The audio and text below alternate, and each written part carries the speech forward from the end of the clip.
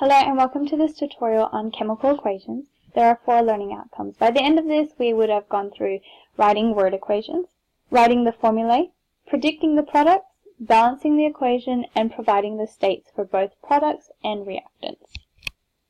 Okay, so what are chemical equations used for? Well, really, they are a shorthand way of showing us what occurs in a chemical reaction. So if I were to tell you that a chemical reaction took place where we had A plus B to give us AB, it shows us what we reacted and what the products were. So everything on the left-hand side of the arrow, which I will highlight, there we go, everything on the left-hand side, these are our reactants. These are the things that are reacting together to form our products. Notice how we have A plus B to give us AB. All chemical reactions are the rearrangement of atoms. Due to the law of conservation of mass, it means that nothing can neither be created nor destroyed, and things can't just come up out of the air just randomly. Whatever we started off with, we have just rearranged to form, yes, something new, but with the same atoms. It's kind of like making cake or pancakes. So if you were to make pancakes, you would have all your ingredients, so all your reactants. You have your eggs, your flour, your butter, your sugar, your whatever else you put in them. So those are your reactants, and you have formed your product being a pancake. It still has everything in there, but it's just been rearranged to form something new looking. Another dot point is that there needs to be the same amount of atoms on either side. If you say use 3 eggs in your batter, at the end of it, your product will still have 3 eggs in it. You haven't gotten rid of 1 egg randomly or so on. So everything that is on the left-hand side needs to be found on the right-hand side and in the same proportion that you've used it. I will go through this a little more later on. So there are 3 steps. We need to first analyze the worded sentence that they give us to write the word equation. We will then write the formulae for each thing that we are reacting in our products. We will then look into the balancing of the equation and adding symbols such as solid, liquid, gases, or aqueous. This is equation 1. The worded sentence says that we have zinc metal reacted with hydrochloric acid, and it produces hydrogen gas and an ionic compound called zinc chloride. So let's write the worded equation. Let's have a little look at things that we are reacting. So we have zinc metal reacting with hydrochloric acid. Those are your reactants. Therefore, they go on your left-hand side of the arrow. And it produces the products, which are hydrogen gas and a compound called zinc chloride. So just pause the video right now and please write the word equation. You will have something that looks like this. On the left-hand side, you have your reactants. On the right, your products. We have zinc metal plus hydrochloric acid to form hydrogen gas and zinc chloride. Next step, let's write the formulae for each of them. We have zinc metal, which plus hydrochloric acid. One thing about hydrochloric acid, you need to know that the formula is HCl. And it gives us hydrogen gas, much like oxygen gas. It is a diatomic molecule, meaning that there are 2 non-metals put together, making it diatomic molecule, plus zinc chloride. Now zinc chloride, that's where you may be a bit stumped on. So if we just take a little side note, let's have a look at the crossover method. Zinc has a charge of 2+, zinc 2+. Chlorine's charge is -1. And we know these because of the position that they have on the periodic table. The crossover method means that the charge link, but we bring them down here.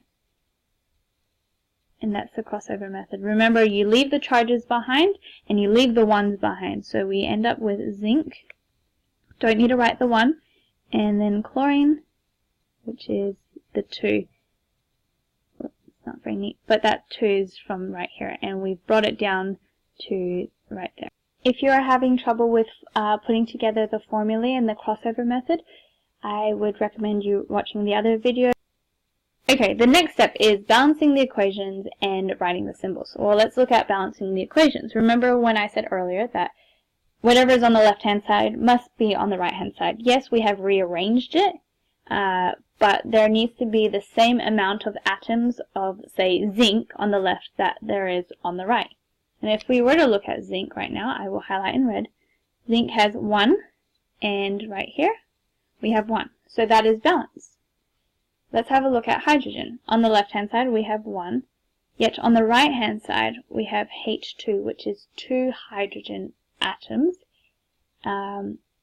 So we need to balance it, and a way of balancing this is to write the large number at the front.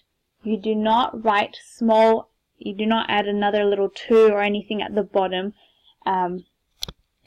When you balance, you just do a big, the big number at the front of it.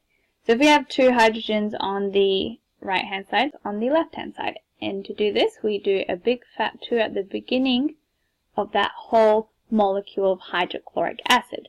So that big 2 means that we have 2 lots of hydrochloric acid, which also means we have 2 lots of hydrogen and 2 lots of chlorine.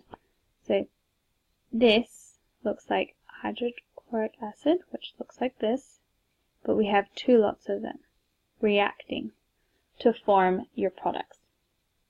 Alright, so if we have a look on the left, we have 1 zinc, 2 hydrogens, and 2 chlorines. We have 1 chlorine there and 1 chlorine there. The reason why we have 2 is because there is this big number at the front.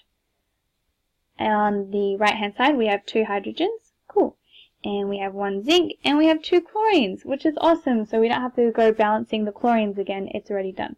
So remember, we have 1 zinc on each side, we have 2 hydrogens on each side, we have 2 chlorines on each side, and yep, that's it. It is balanced.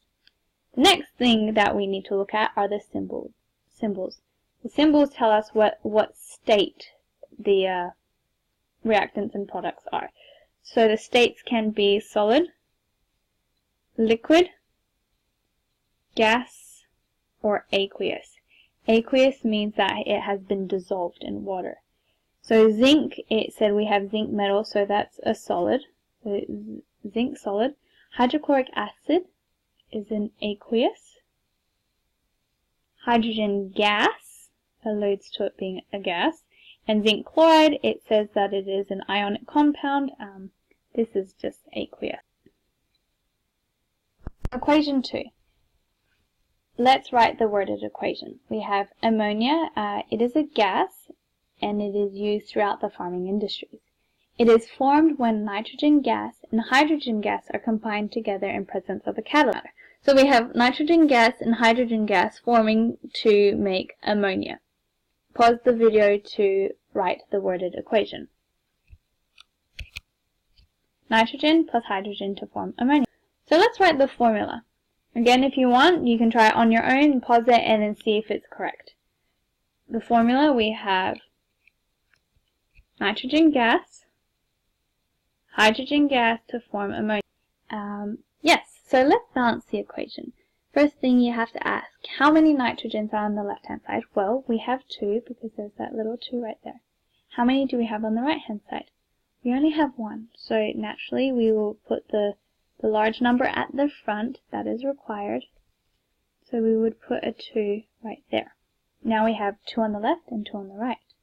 But how many hydrogens do we have? On the left-hand side, we have 2. Cool, but how many do we have on the right? Now remember that big 2 at the front means that we have 2 lots of whatever this molecule is. That means we have 2 lots of, we have NH3. Oh, there's a bit of lag. That's a 3, and we have another NH3. It means that that's a 3 as well. It means that we have 2 molecules of ammonia.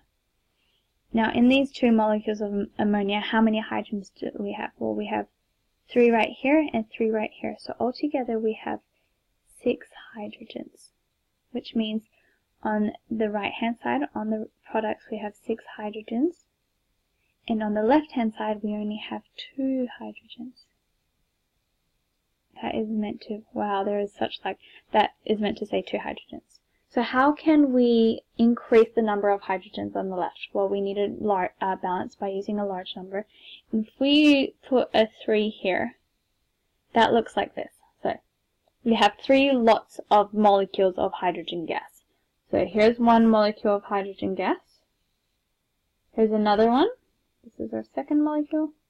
Wow, that's meant to say H2, and this is our third. And altogether we have 1, 2, 3, 4, and 5, 6. Which means that there are 6 hydrogens on the left and there are 6 hydrogens on the right. Awesome. Well, I would like for you guys to go through. This is equation 3 and it is your turn, and we will go through the answers in the class in the next lesson.